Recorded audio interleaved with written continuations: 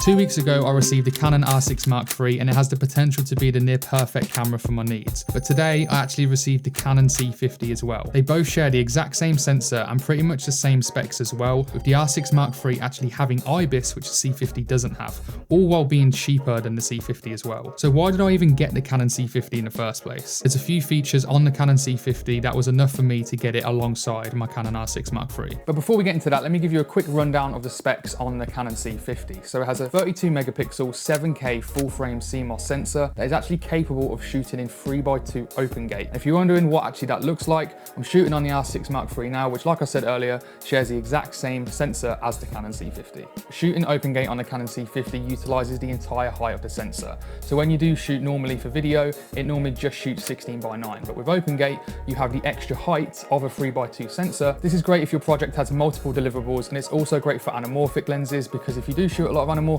you don't have to crop in as much because you have that extra height of the sensor. It can also shoot in 12-bit RAW internally up to 30p in open gate, and then if you go to normal 16:9, you can shoot in RAW up to 50p as well. It can shoot in 4K fine, which is downsampled from 7K up to 50p, and it can also shoot in 4K up to 120 frames per second, but not in the fine mode, just in normal 4K. So it's not as sharp as the 4K fine, but it still looks really, really nice. And it can do all of that as well with no crop and all in C-Log 2. So this camera is pretty stacked with amazing features, but like I said, the R6 Mark III shares all of the same features as the C50 and includes IBIS at a cheaper price. So why did I even buy the C50 in the first place? Let's get into some of the reasons why. So the first main reason is because of the built-in fan on the C50. Now the R6 Mark III does actually look like it's pretty good at heat management. I do plan on doing my own tests in the future, but while recording the actual first part of this video, the overheating meter actually came up and went to about 2 bars while filming in 7K open gate MP4. It is something that I really didn't want to have to worry about in case it does overheat in the peak of summer. So with the C50 having a built-in fan, it means that it will never overheat. So I'll always have a camera with me that I can rely on in any scenario. Another huge reason why I did buy the Canon C50 is because of this amazing XLR top handle. It just makes everything so much more professional, and it is what really sets it apart against the Canon R6 Mark III for me. You can record 24-bit audio straight into the Canon C50 with professional XLR microphones with phantom power using this XLR top handle. And not only that, the top handle also has a record button, which I actually think is my favorite feature of this top handle because it makes handheld shooting so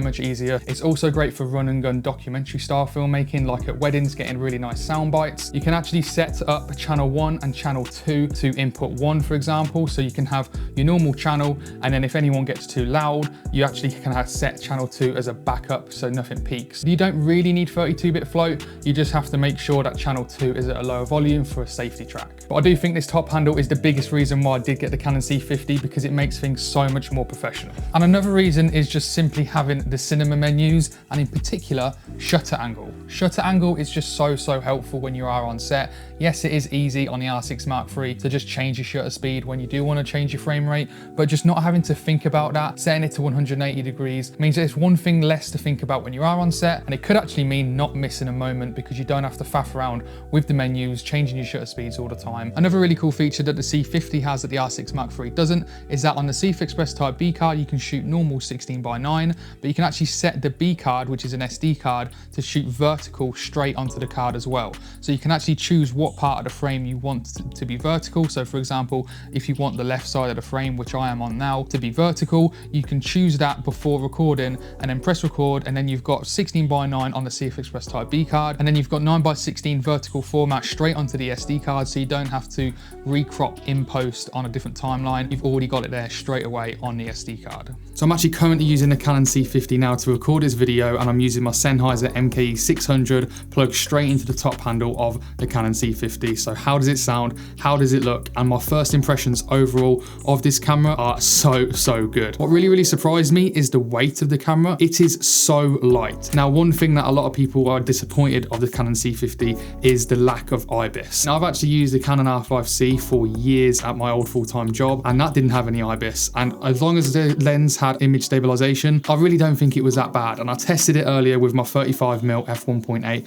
with image stabilization, stabilization, and I think it looks fine. And I actually think the Canon IBIS is not that good anyway, especially at wider lenses. I actually done a few tests on my R6 Mark III. The warp in the corners was just so jarring. I think I'd rather have little micro jitters, even though you don't really get that as much with an IS lens, rather than that warp, because it just does look weird. The one thing that I think is really annoying though is that I love the look of the VCM prime lenses, and they do not have IBIS. If you're not going to put IBIS in the camera and they knew this camera was coming out, then at least put IS in the lenses. It would have made it so much better for handheld shooting, and that's just the one annoying thing about it for me. Also, for this shot right now, I'm actually shooting in the second base of 6400 because I've got my 16 to 35mm f4 lens and it's very dark in here, so I thought I'd test out the second base ISO. How does it look? Does it look that noisy? Honestly, I can't believe I'm actually saying that I have a Canon C50. This is my first ever cinema camera.